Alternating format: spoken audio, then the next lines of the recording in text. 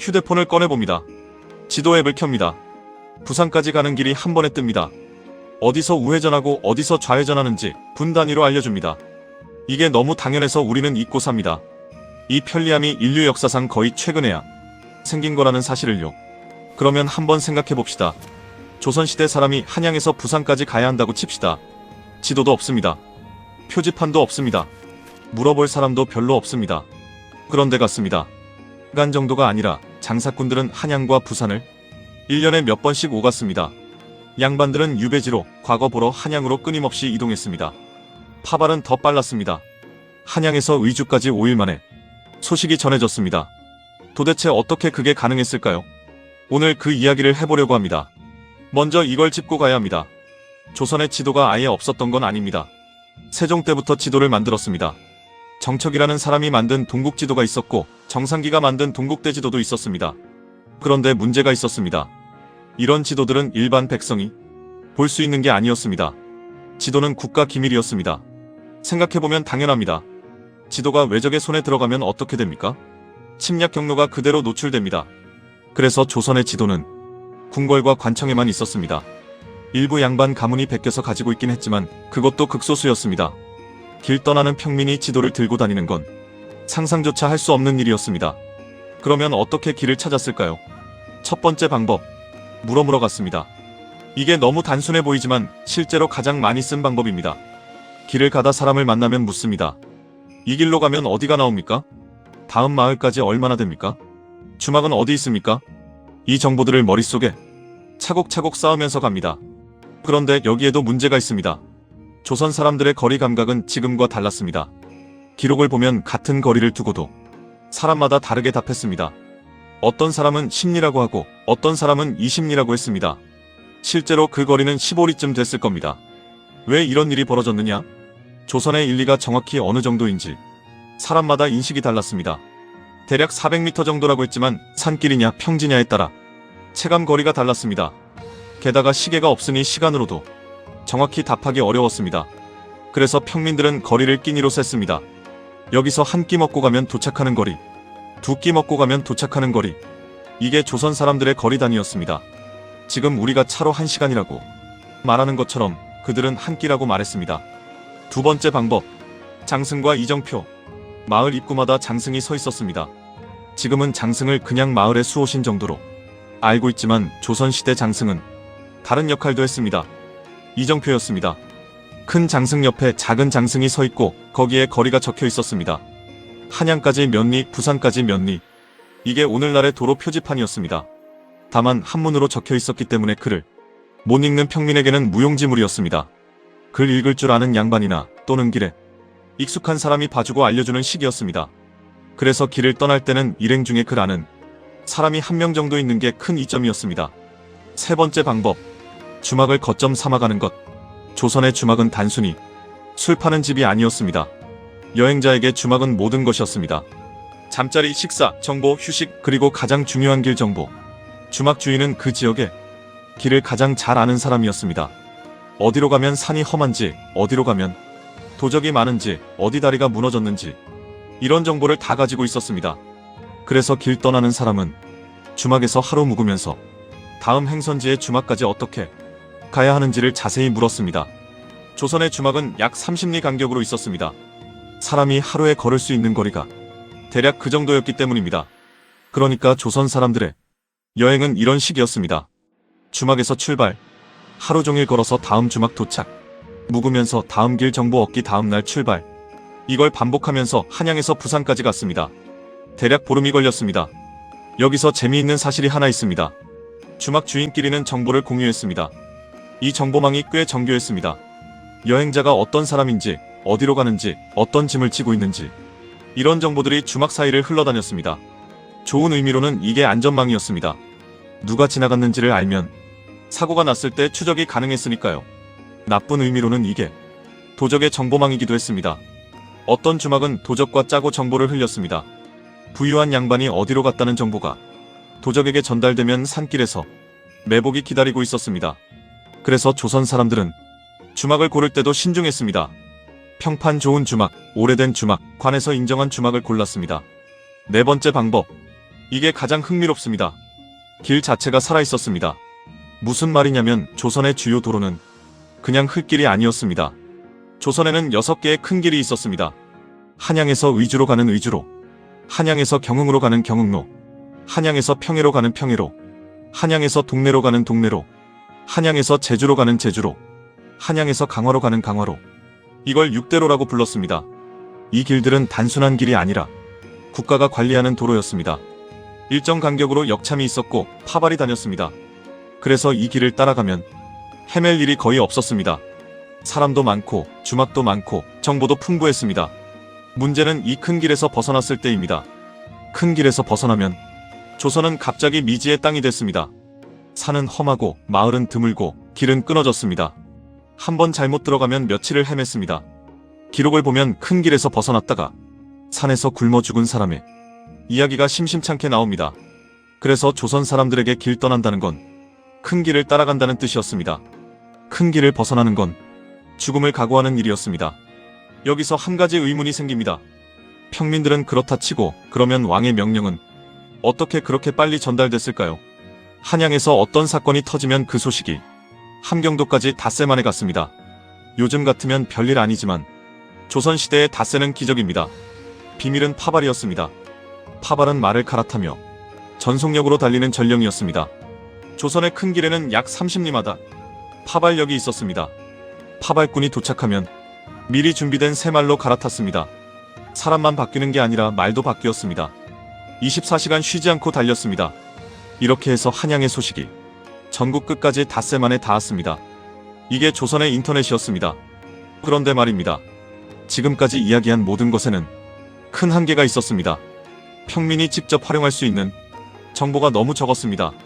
장승은 글을 알아야 읽을 수 있고 주막 정보는 그 지역에만 한정되고 파발은 국가의 것이지 백성의 것이 아니고 그러면 조선의 평범한 사람들은 어떻게 길 위에서 살아남았을까요?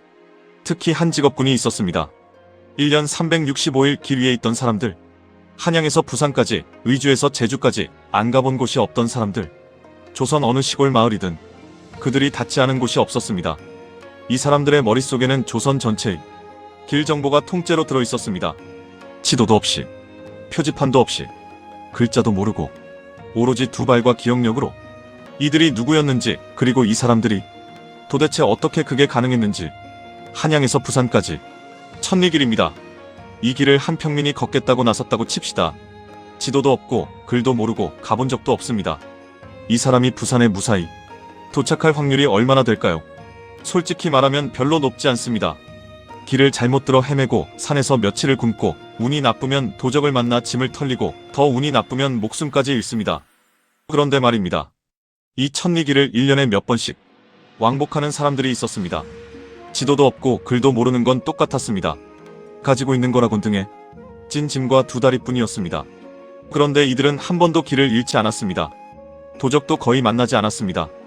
어느 시골 마을이든 이들이 들어가면 따뜻한 밥상이 차려졌습니다. 이 사람들이 보부상입니다.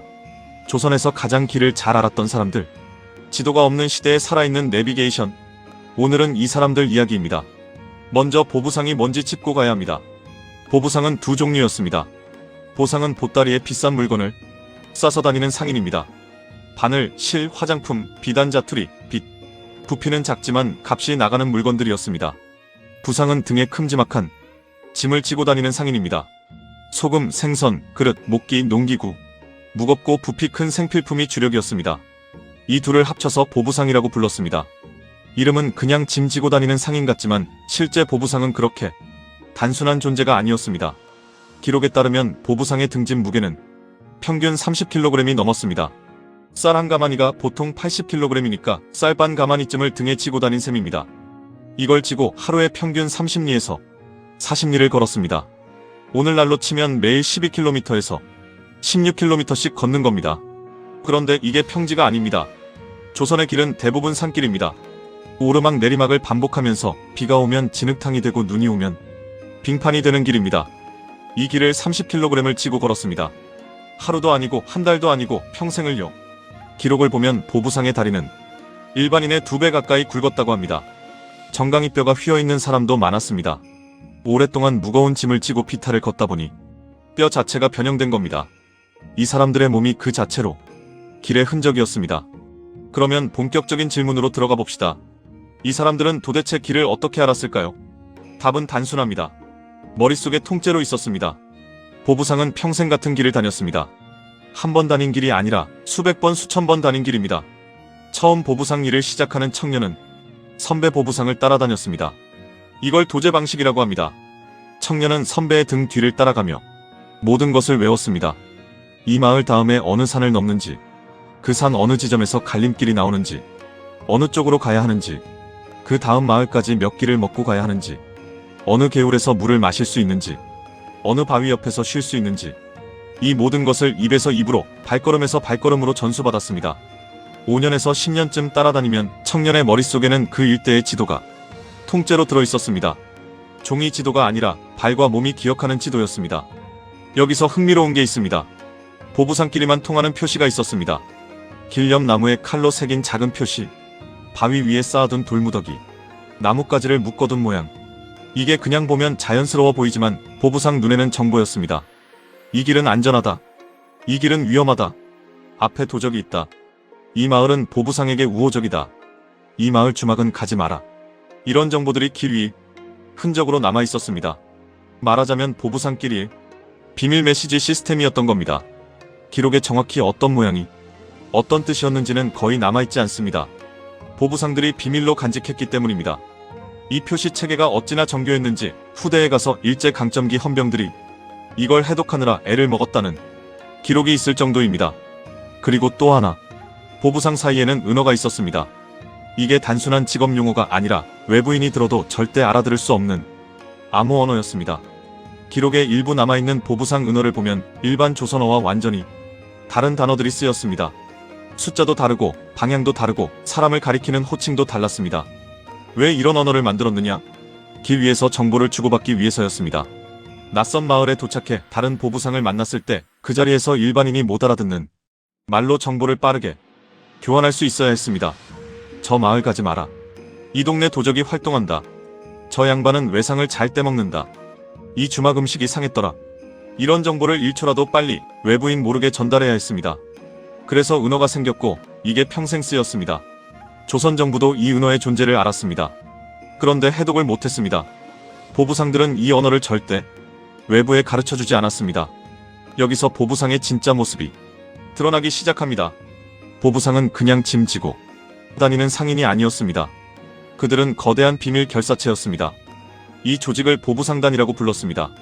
전국에 흩어진 보부상들은 모두 이 조직에 속해 있었습니다. 조직에는 위계가 있었습니다. 가장 높은 사람이 도접장이고 그 아래 접장, 또 그 아래 일반 보부상이 있었습니다. 조직의 규율은 엄격했습니다. 거짓말하지 말 것, 약속을 어기지 말 것, 동료 보부상을 배신하지 말 것, 부녀자에게 무례하지 말 것. 이 규율을 어기면 조직에서 쫓겨났습니다. 쫓겨나면 어느 보부상도 그를 도와주지 않았습니다. 혼자서는 길 위에서 살아남을 수 없었습니다. 그래서 보부상은 이 규율을 목숨처럼 지켰습니다. 기록을 보면 조선 후기 어느 양반의 일기에 이런 구절이 나옵니다. 보부상은 비록 천한 신분이나 그 신의는 사대보보다 깊다. 장사를 하면서 입에서 입으로 신용을 쌓아온 사람들이었기 때문입니다. 한번 약속을 어기면 전국 어디서도 장사를 할 수 없게 되니 신용이 곧 목숨이었습니다. 그리고 결정적인 사실이 하나 있습니다. 보부상은 국가의 비공식 정보망이었습니다. 임진왜란 때 이게 빛을 발합니다. 일본군이 조선을 침공했을 때 조선의 공식 정보망은 거의 마비됐습니다. 파발이 끊기고 역참이 무너지고 관아가 점령됐습니다. 그런데 정보가 계속 흘렀습니다. 누가 흘렸느냐? 보부상이었습니다. 그들은 일본군이 점령한 지역도 짐을 지고 통과했습니다. 일본군 입장에서 보부상은 그냥 장사꾼이었습니다. 의심하지 않았습니다. 그런데 보부상은 자기들이 본 것을 다 기억하고 있었습니다. 일본군 부대의 위치, 규모, 이동 방향, 이 정보들을 다음 마을에서 의병에게 넘겼습니다. 의병들이 일본군을 효과적으로 기습할 수 있었던 데에는 보부상의 정보망이 큰 역할을 했습니다. 이 사실이 정사에 자세히 기록되지 않은 이유는 단순합니다. 보부상이 의병을 도왔다는 사실을 기록으로 남기면 살아남은 보부상이 일본군에게 보복당하기 때문이었습니다. 전쟁이 끝난 뒤에야 일부 의병장의 일기와 문집에서 보부상의 활약이 짧게 언급됩니다. 병자호란 때도 마찬가지였습니다. 청나라 군대가 조선을 휩쓸 때 인조가 남한산성에 갇혔습니다. 산성 안의 정보가 외부로 나가지 못했고 외부의 상황도 산성 안으로 들어가지 못했습니다. 이때 보부상들이 산성 주변을 오가며 정보를 전달했습니다. 청나라 군이 보부상을 의심하지 않은 건 임진왜란 때와 같은 이유였습니다. 짐 지고 가는 평민 상인일 뿐이라고 본 겁니다. 조선의 생존에 보부상이 결정적인 순간순간 기여했지만 그들의 이름은 정사에 거의 남지 않았습니다. 신분이 낮은 사람들의 공은 기록되지 않는 시대였으니까요. 이 보부상들이 가지고 있던 정보가 한 사람에게 흘러들어가게 됩니다. 그 사람이 누구냐면 평생을 길과 지도에 바친 한 사람이었습니다. 그는 양반이 아니었습니다. 관직도 없었습니다. 재산도 없었습니다. 그런데 그가 만든 것은 조선이 끝날 때까지, 아니 오늘날까지도 사람들을 놀라게 하는 작품이 되었습니다. 위성도 없이, 국가의 지원도 없이 한 사람이 평생을 바쳐 그린 조선의 모든 것, 그 사람이 누구이고 어떻게 그게 가능했는지 마지막 이야기에서 풀어보겠습니다. 1861년 조선의 한 사람이 책 한 권을 완성했습니다. 정확히는 책이 아니라 지도였습니다. 지도라기보다는 첩이라고 부르는 게 맞습니다. 22첩. 이걸 다 펼쳐 이어붙이면 가로 3.8m, 세로 6.7m에 달하는 거대한 한 장이 됩니다. 조선 전체가 그 안에 들어있었습니다. 산이 있고 강이 있고 길이 있고 마을이 있었습니다. 백두산부터 제주도까지 모든 군현과 모든 큰 길과 모든 산맥이 정확하게 그려져 있었습니다. 오늘날 위성으로 찍은 한반도 지도와 겹쳐봐도 거의 일치합니다. 심지어 강의 굽이굽이까지 정확합니다. 그런데 이걸 만든 사람은 위성을 본 적이 없습니다. 비행기를 본 적도 없습니다. 서양의 측량 도구도 거의 갖추지 못했습니다. 가지고 있던 거라고는 두 발과 종이와 붓과 먹이 전부였습니다. 그가 김정호입니다. 조선 최고의 지도, 대동여 지도를 만든 사람. 오늘 그 사람 이야기를 해보려고 합니다. 김정호에 대해 우리가 가지고 있는 정보는 놀랍도록 적습니다. 언제 태어났는지 정확히 모릅니다. 대략 1804년경으로 추정할 뿐입니다. 어디서 태어났는지도 정확히 모릅니다. 황해도 봉산이라는 설이 있고 토산이라는 설이 있습니다. 언제 죽었는지도 모릅니다. 1866년경으로 추정합니다. 무덤이 어디인지는 아무도 모릅니다. 이상하지 않습니까? 조선 최고의 지도를 만든 사람의 무덤이 어디 있는지 모릅니다. 출생도 사망도 매장지도 모든 것이 안개 속입니다. 이유는 단순합니다. 김정호가 양반이 아니었기 때문입니다. 그는 중인이었습니다. 한 설에 따르면 평민에 가까웠다고도 합니다. 어느 쪽이든 정사의 이름이 자세히 남을 신분이 아니었습니다. 조선은 양반의 기록만 남기는 나라였습니다. 중인이나 평민의 일생은 본인이 큰 업적을 남겨도 정사 한 줄에 그쳤습니다. 그래서 우리는 조선 최고의 지도 제작자에 대해 그가 죽은 지 160년이 지난 지금도 거의 아는 게 없습니다. 그런데 한 가지는 확실합니다. 김정호가 평생을 지도에 바쳤다는 사실입니다. 그가 만든 지도는 대동여 지도 하나가 아닙니다. 청구도라는 지도를 먼저 만들었습니다. 그 다음 동여도를 만들었습니다. 마지막에 대동여 지도를 완성했습니다. 지도만 만든 게 아니라 책도 썼습니다. 대동지지라는 지리책을 썼습니다. 조선 전국의 군현 정보를 정리한 백과사전 같은 책입니다. 평생 작업이 모두 지리와 지도에 관한 것이었습니다. 이 정도 작업을 한 사람이라면 국가의 지원을 받았겠다 싶지만 김정호에게는 거의 지원이 없었습니다. 대부분 자비로 했습니다. 가난한 중인이 자기 돈을 들여 누가 시키지도 않은 일을 평생 한 겁니다. 도대체 왜 그랬을까요? 여기서 우리가 흔히 알고 있는 이야기를 한번 짚고 가야 합니다. 김정호가 백두산을 7번 올랐다. 조선 팔도를 발로 누볐다. 집신 수십 켤레가 닳도록 걸어다녔다. 이 이야기들 한 번쯤 들어보셨을 겁니다. 그런데 이게 사실이 아닙니다. 정확히 말하면 사실이라는 증거가 없습니다. 이 이야기들은 일제강점기에 만들어졌습니다. 일본이 조선을 식민지로 삼은 뒤 조선 총독부가 만든 교과서에 김정호 이야기가 실립니다. 그 교과서에서 김정호는 백두산을 7번 오른 영웅으로 그려집니다. 왜 그랬을까요? 식민지 정책의 일환이었습니다. 대단한 사람이 있었지만 조선 정부가 그를 알아주지 않았다. 조선 정부가 그를 핍박했고 그가 만든 지도를 압수해 불태웠다. 그런 정부였으니 망한 것이다. 이런 식의 서사를 만들기 위해 김정호 이야기가 동원된 겁니다. 조선이 김정호를 핍박했다는 이야기도 대동여 지도를 압수해 불태웠다는 이야기도 학계 연구에 따르면 사실이 아닙니다. 대동여 지도의 목판 일부가 지금도 남아있습니다. 국립중앙박물관에 보관되어 있습니다. 정말 압수해서 불태웠다면 목판이 남아있을 리가 없습니다. 김정호 신화의 상당 부분은 일제의 창작이었던 겁니다. 그러면 진짜 김정호는 어땠을까요? 지금까지 학계가 밝혀낸 진짜 모습은 이렇습니다. 김정호는 발로 조선을 누비지 않았습니다. 대신 그는 도서관을 누볐습니다. 조선에는 이미 수백 년 동안 축적된 지도와 지리서가 있었습니다. 정척의 동국지도, 정상기의 동국대지도, 각 군현이 만든 읍지, 그리고 수많은 산천 기록. 김정호는 이 모든 자료를 모았습니다. 구할 수 있는 건 다 구했고 빌릴 수 있는 건 다 빌렸습니다. 그리고 한 장 한 장 비교하고 검증했습니다. 같은 지역인데 자료마다 다르게 그려져 있으면 그중 어느 게 맞는지 따져봤습니다. 실제 거리, 실제 방위, 실제 지형. 이 작업이 평생 걸렸습니다. 그가 만든 대동여 지도가 정확한 이유는 그가 모든 산을 다 올라봐서가 아니라 수백 년간 조선이 축적한 자료를 그가 가장 꼼꼼하게 종합했기 때문입니다. 그는 발로 뛴 영웅이 아니라 자료를 정리한 학자였습니다. 여기서 보부상의 그림자가 드러납니다. 김정호가 모은 자료 중에는 보부상으로부터 얻은 정보도 있었다고 추정됩니다.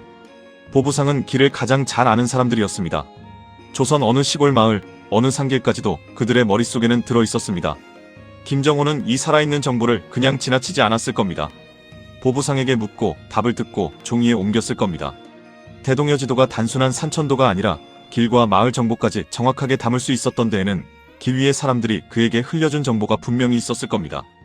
말하자면 대동여 지도는 김정호 한 사람의 작품이 아닙니다. 이름이 남은 사람은 김정호 하나지만 그 지도 안에는 수백 년 조선의 지도, 제작자들이 쌓아온 노력과 평생 길 위를 걸은 보부상의 발걸음이 함께 들어있었습니다. 그렇게 1861년에 대동여 지도가 완성됩니다. 이 지도는 그냥 큰 지도가 아니었습니다. 22첩으로 나뉘어 있어서 휴대가 가능했습니다. 필요한 부분만 펼쳐보고 다시 접을 수 있었습니다. 심리마다 점이 찍혀 있었습니다. 점 사이의 거리만 세면 며칠이 걸리는 길인지 바로 알 수 있었습니다. 산맥이 살아있는 줄기처럼 표현되어 있었습니다. 강이 굽이굽이 흐르는 모양 그대로 그려져 있었습니다. 이게 1861년 조선에서 만들어진 지도입니다. 서양의 측량 기술이 본격적으로 들어오기 전에 거의 모든 것을 동양식 방법으로만 해서 만든 지도입니다. 오늘날 학자들이 대동여 지도를 위성 지도와 비교해봤습니다. 한반도 해안선의 형태, 산맥의 위치, 주요 강의 흐름, 오차가 놀라울 정도로 적었습니다. 160년 전에 위성도 비행기도 없이 한중인 출신 학자가 평생을 바쳐 만든 지도가 21세기 위성 지도와 거의 일치하는 정확도를 가지고 있었던 겁니다. 그리고 김정호는 사라집니다. 대동여 지도를 완성하고 5년쯤 뒤 1866년경 그가 어디서 어떻게 죽었는지 아무도 모릅니다. 가족이 어디 있었는지 자손이 있었는지도 거의 알려진 바가 없습니다. 그의 친구라고 알려진 최한기라는 학자가 그에 대한 짧은 글을 남겼을 뿐입니다. 조선 최고의 지도를 만든 사람이 자기 무덤조차 남기지 못하고 사라졌습니다. 3편에 걸친 조선의 길 이야기를 여기서 마칩니다. 지도도 표지판도 없던 나라에서 사람들이 어떻게 길을 찾았는지, 보부상이라는 살아있는 내비게이션이 어떻게 조선의 길을 지탱했는지, 그리고 한중인 학자가 평생을 바쳐 그 모든 길을 종이에 옮긴 이야기까지. 오늘 우리는 휴대폰을 꺼내 지도 앱을 켜는 게 너무 당연합니다. 화면 위에 길이 떠오르고 분 단위로 도착 시간이 나옵니다. 이게 너무 당연해서 우리는 잊고 삽니다. 이 편리함의 뒤에는 누군가의 두 발이 있었다는 사실을, 누군가의 평생이 있었다는 사실을, 이름이 남지 않은 보부상의 발걸음과 무덤조차 남기지 못한 김정호의 붓이 모여 오늘 우리 손바닥 위에 지도가 된 겁니다.